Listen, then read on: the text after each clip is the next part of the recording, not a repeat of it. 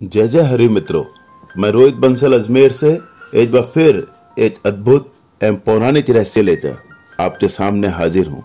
जब जब भक्तों पर संकट आया है, जब जब बुराई ने अपना साम्राज्य जमाने की कोशिश करी है, तब तब भक्तों की पुकार पर भगवान विष्णु ने भक्त वत्सल रूप दिखाते हुए अलग अलग रूप धारण करे हैं।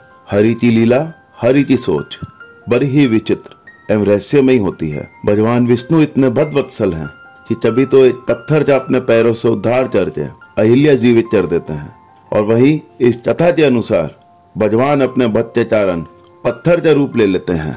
आपने यह गौर किया होगा कि भगवान विष्णु तो कई स्थानों पर काले पत्थर के रूप में पूजा जाता है।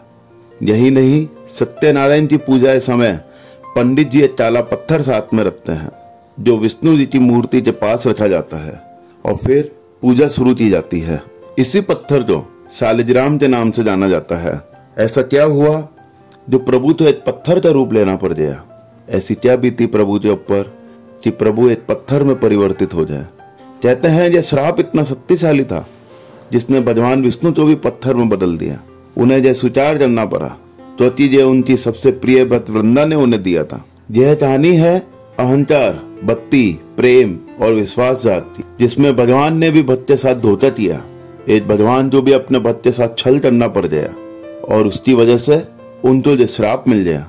तो आइए जानते हैं इस पूरी कहानी के बारे में, जिसमें एक भक्त के श्राप से भगवान पत्थर में परिवर्तित हो जाए। यह कहानी ध्यान से सुनिएगा, आपको बहुत ही अच्छी लगेगी। तो शुरू करते हैं।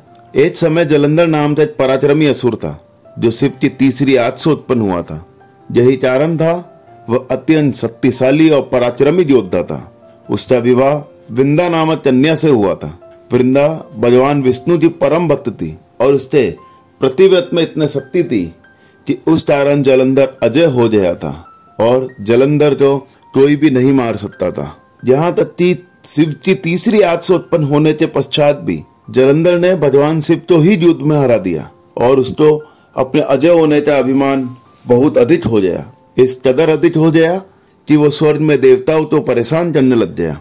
सब देवी देवता सब दुखी हो जाए, सब दुखी होकर भगवान विष्णु की शरण में जाए, और उन सब ने भगवान विष्णु से हाथ जोड़कर करुणा पुकार के साथ त्राही माम करते हुए जलंधर के आतंक को समाप्त करने की प्रार्थना करी। भगवान विष्णु बहुत ही कोमल हृदय के हैं। उन्होंने तुरंत ही सब देवी देवताओं की, सब भक्तों की पुकार को सुना, लेकिन वो ये भी जानते थे कि जालंधर तो तभी हराया जा सकता है जब उसकी पत्नी वृंदा की पवित्रता को बंद कर दिया जाए, क्योंकि उसकी पत्नी वृंदा की पवित्रता में इतना बल था, इतनी ताकत थी कि उसने अपने पति को अजय बना रखा था। वैसे देखा जाए तो वृंदा एक असुर की बेटी थी और असुर की ही पत्नी थी। उसके बावजूद वो भगवान विष्णु की परम भक्त थी और उनमें पूरा विश्वास रखती थी। लेकिन भगवान विष्णु को भी अपनी परम भक्त के साथ जहाँ आकर छल करना पड़ा।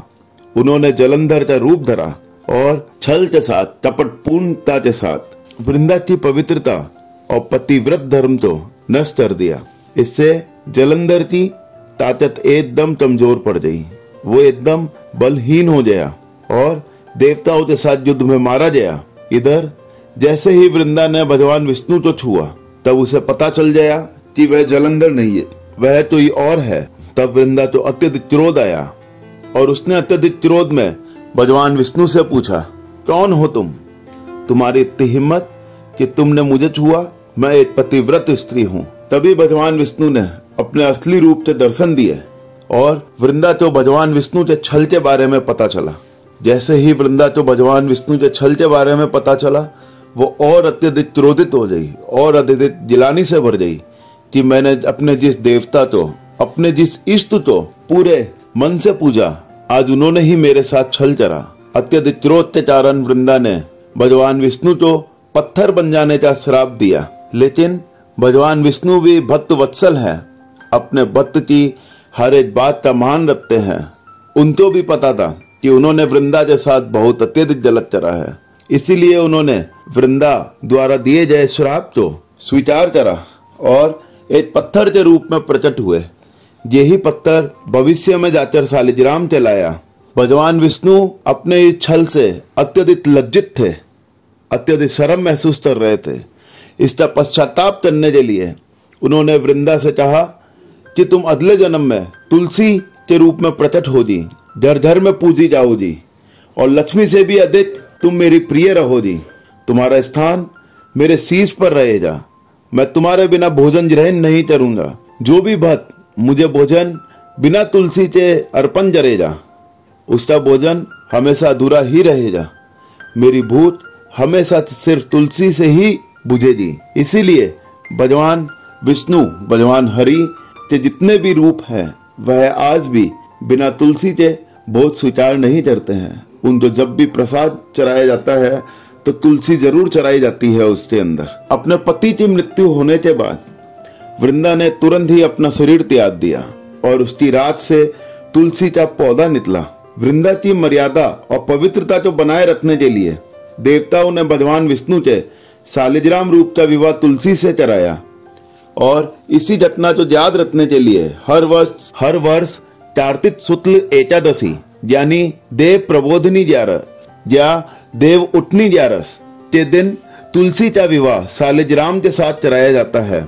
यहाँ तक कहा जाता है कि अगर आपने एक बार ये विवाह अपने जीवन भर के अंदर करा दिया है तो आपने अपने जीवन भर के अंदर जितना भी दान पुण्य करा है उन सब का फल आपको मात्र एक विवाह करवाने से मिल जाएगा। इसीलिए लोग तुलसी और शालिग्राम जी का विवाह अपने जीवन में एक बार जरूर करवाते हैं। कहा जाता है असली शालिग्राम पत्थर केवल गंडक नदी के तट पर पाया जाता है और ये आम तौर पर काले या लाल रंग में मिलता है और इसे मंदिर के अंदर रखा जाता है। कहा जाता है शालिग्राम पत्थर जो भी अपने मंदिर में रखे उससे साफ सफाई का बहुत ध्यान रखना पड़ता है।